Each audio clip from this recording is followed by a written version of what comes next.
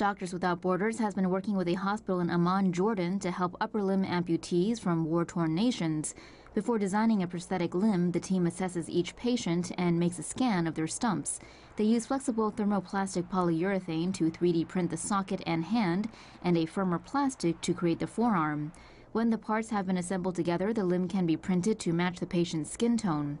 Doctors make sure the lightweight prosthetic limb fits comfortably on the stump, ensuring patients will be able to use it long-term according to their needs.